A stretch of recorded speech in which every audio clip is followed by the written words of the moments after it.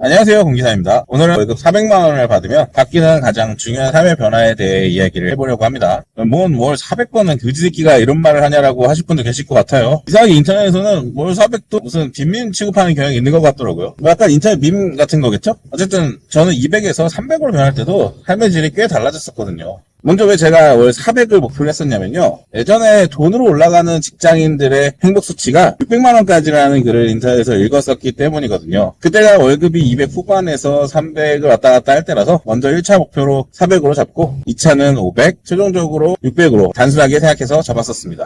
개인적으로 1차 목표는 달성한 거죠, 지금. 기념으로 뽑아봤는데 생각보다 얇네요. 하긴 100장도 안 되니까 당연한 거겠죠. 발설하고 제가 느낀 가장 중요한 삶의 변화는 바로 연애가 할만해진다는 겁니다. 이건 개소리냐고 하실 분도 계실 텐데 제 나이쯤 되면요. 여자를 만나는 게 정말 쉽지 않거든요. 사내 연애를 노려보거나 소개를 받거나 모임 같은 곳에 나가거나 해야 하는데 직업 특성상 사내 연애는 원하는 게 가까우니까 소개받거나 외부에 나가서 사람들을 만나야 하는데 일단 누굴 만나러 어딜 나가는 것부터 돈인데 그런 부분에서도 좀 자유로워지고 일단 이 나이 먹고 어딜 가든 누굴 만나든 인색하다는 인상이 박히면 그걸로 연애는 끝장이거든요. 제가 돈을 물쓰듯 써서 사람들 마음을 휘어잡을 수는 없겠지만 적어도 인색해 보이지는 않을 수 있죠. 옷도 너무 후줄근하게 입지는 않을 수 있고 사람들이랑 만날 때 두세 있어 볼 때는 돌아가면서 밥도 사고 가끔은 내가 더 내기도 하고 여럿이서 더치페이 할 때도 자기 목 좀 깎아보겠다고 추잡스럽게 굴고 그러지는 않게 된다는 말이기도 합니다. 물론 월급이 더 적을 때도 할 수 있었던 부분이긴 하지만요. 마음의 여유가 달라졌달까요? 부자처럼 보일 필요는 없지만 거지처럼 보이면 35 이후부터는 소개받거나 고백해서 좋은 꼴 보기는 별론 거라는 거 다들 아시겠죠?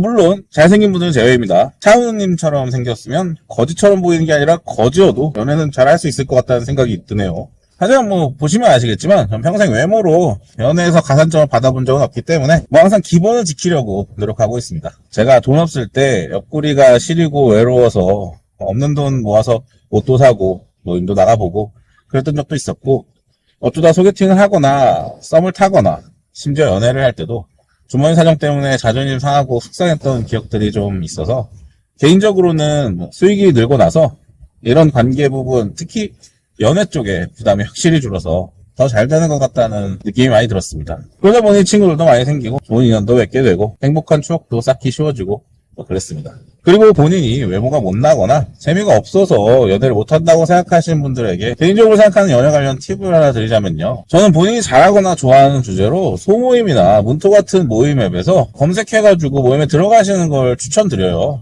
이런 곳은 공통 관심사로 모인 사람들이고 본인도 관심 있는 주제라면 대화하면서 친해지기 어렵지 않을 테니까요. 그리고 일단 친해지고 나면 외모나 성격 부분은 어떻게든 극복해볼 여지가 생기게 됩니다. 근데 만약 주제가 축구 게임 같은 거라서 여성분이 적거나 없는 모임의 경우에도 사람들과 친해지고 좋은 사람이라는 인상만 주게 되면 지인들을 소개시켜주는 경우가 정말 많습니다. 게다가 꼭 시간이 오래 걸려 친해져야만 소개가 나오는 것도 아니더라고요. 일례로 저는 예전에 독서 모임을 만들어서 운영한 적이 있었는데 주제가 주다 보니까 사람이 많진 않았죠. 근데 들어온 지 2주 정도밖에 안 된 분께서 저한테 소개팅을 주선해 준 적이 있습니다. 주 1회 모임이었으니까 저랑 딱 2번 말 나눠본 분이었는데 어떻게 저를 좋게 봐주셔가지고 본인의 친구분을 소개시켜 주셨거든요. 그분이 선생님이었어서 소개받은 분도 이제 선생님이셨는데 그때 느낀 것 중 하나가 소개를 받는 게 진짜 중요하다라는 생각이었습니다. 그분이 좋은 분이어서 그런 것도 있는데 제가 몰랐던 사실을 좀 알게 됐어요. 진짜 세상에는 우리가 모르는 다양한 사람들의 닫힌 커뮤니티 이런 게 있다는 걸 깨달았거든요. 선생님이라는 직업도 그렇더라고요. 보통 공부 많이 하신 분들이 이제 선생님을 하시잖아요. 교대 가서 공부 빡세게 하고 임용고시 준비하고 일찍 임용되더라도 가서 교육하고 애들 돌보고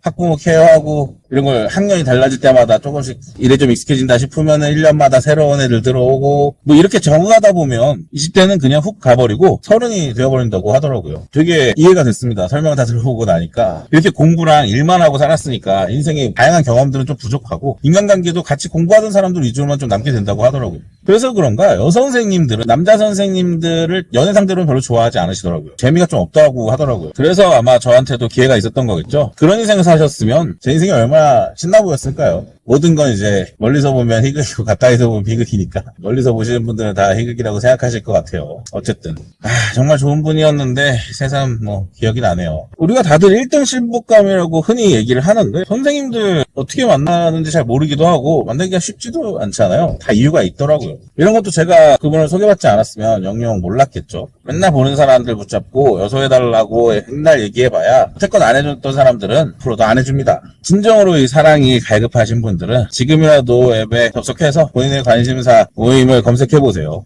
하늘은 스스로 돕는 자를 돕고 위는 용기 있는 자만 쟁취하는 겁니다. 자, 오늘은 월 400 받으면 연애가 쉬워진다는 지극히 개인적인 생각에 대한 이야기를 해보았습니다. 조금이라도 유익했거나 즐거우셨다면 좋아요나 구독 둘 중 하나만 부탁드리겠습니다.